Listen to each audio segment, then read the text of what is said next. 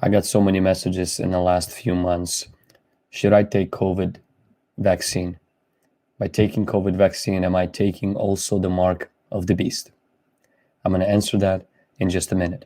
Before we do that, I would like to welcome you to my YouTube channel and invite you to subscribe to this channel. Go ahead and like this video and drop a comment about what do you think about this topic.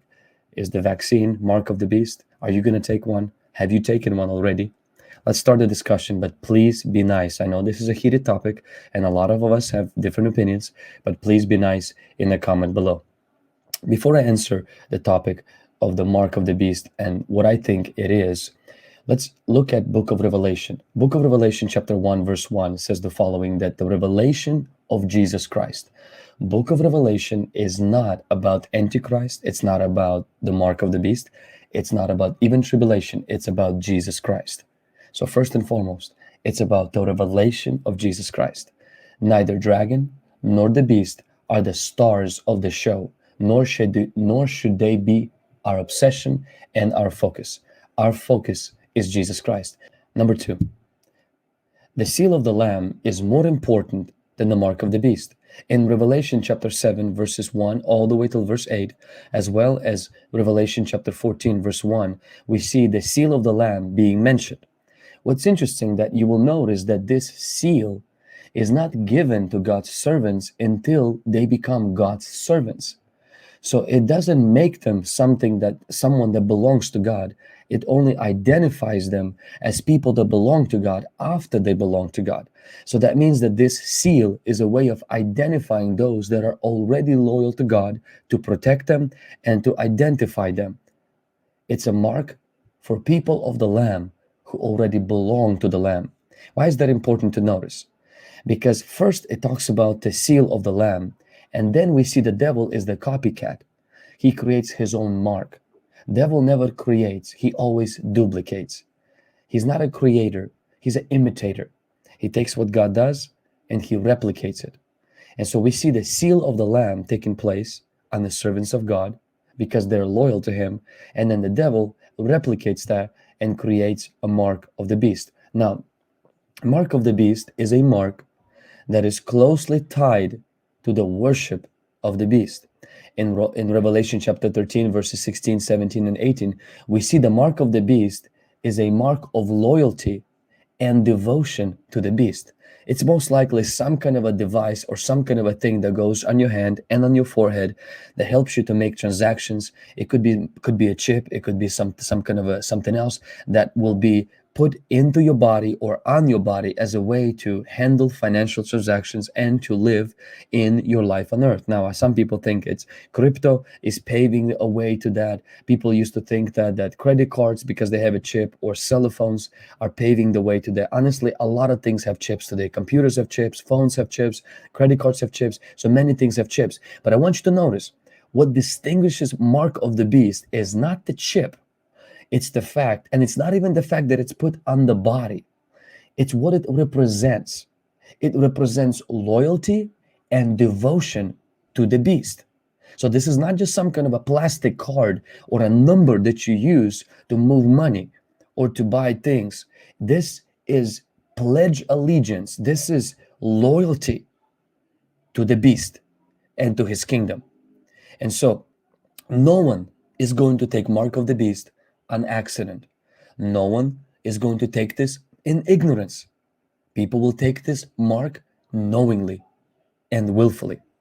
Now, with that said, I don't believe that vaccine is a mark of the beast. Yes, it's put into our body. Yes, it has a potential of all kinds of craziness being put in there, but nowhere people who take vaccine, and I know a few who took vaccine, are we required to pledge our allegiance to Satan, to pledge our allegiance to one world government, or to pledge our allegiance to a beast, to a dragon, or to a false prophet? Now, we all might have different views on this vaccine. As for me, I have had vaccines and I had them to be put into my body before coming to the States. It was one of the requirements. And then when I traveled to Africa, I had to get a yellow fever shot against the mosquito bites. and it was required, and I put that into my body as well. Now, it's not my choice. I'm going to avoid getting a vaccine for COVID because the recovery rate is so high, and plus I already had COVID, and I overcame that. It was just like a mild flu for me. And so, but if it will be required, what I have to get it to travel, then I will consult some doctors and consult some other experts and make the decision then. Until then, I am not at liberty to tell you whether you should take it or you shouldn't take it. As a pastor and somebody who reads the scriptures, I'm here to tell you that it's not a mark of the beast, because you're not required to pledge your allegiance to Satan, to his kingdom. And whether you take it or not, it's on your consciousness and it's your decision. And I ask you that you do your study before you do that. Christians, can I invite you to redirect our focus on what Jesus called us to do? In the last days, he said, bad things will happen.